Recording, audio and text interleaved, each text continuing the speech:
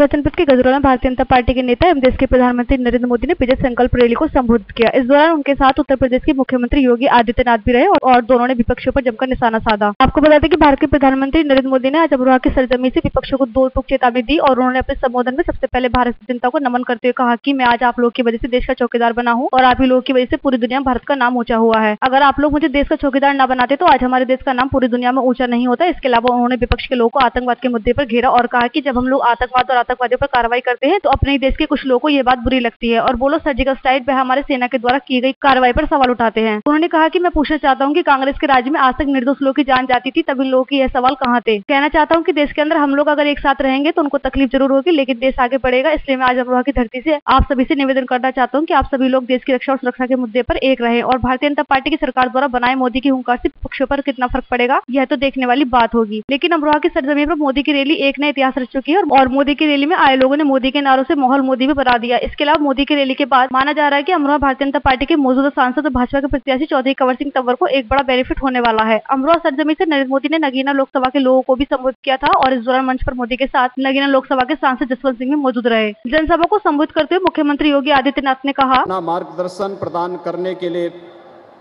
आदरणीय प्रधानमंत्री जी अमरोहा की इस धरती पर पधारे हैं। मैं आदरणीय प्रधानमंत्री जी का प्रदेश की जनता की ओर से और आप सभी मतदाता भाइयों बहनों की ओर से हृदय से स्वागत करता हूं, अभिनंदन करता हूं।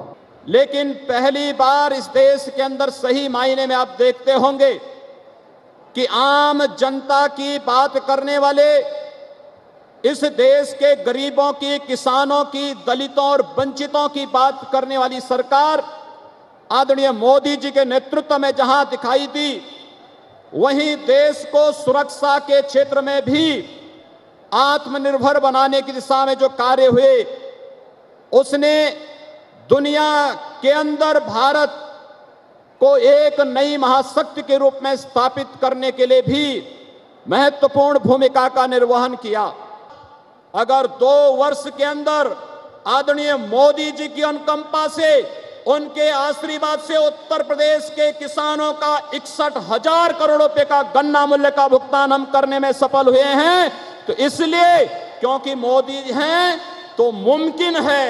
जनसभा को संबोधित करते हुए प्रधानमंत्री नरेंद्र मोदी ने कहा, और फिर 2017 में ऐसी ताकतों को मुंह तोड़ जवाब दिया है।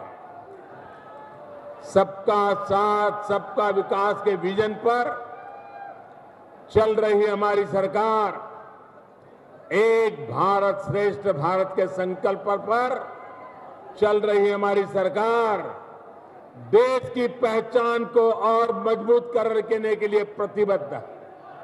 साथियों, आज जब मैं आपसे देश की पहचान की बात कर रहा हूं तो आपको कांग्रेस के कुछ और पुराने गुनाहों की भी याद दिलाना चाहता हूं।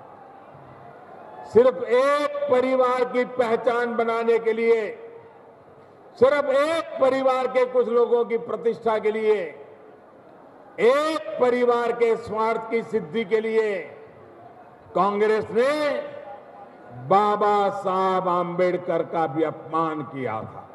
कांग्रेस और महामिलावट वाले जीतते हैं तो बाबूजी के आदर्शों का कभी सम्मान नहीं होगा। भाइयों और बहनों, वोट बैंक की पॉलिटिक्स ने देश का बहुत नुकसान किया। बड़ों की लाल बत्ती चली गई, गरीबों के घर में बिजली पहुंच गई। जहां मैं देख रहा हूं, जहां नजर पहुंचे वहां भीड़ है। ये इतना बड़ा जनसैलाब इस बात का सबूत है कि मजबूत सरकार बनाने की लहर चल रही है।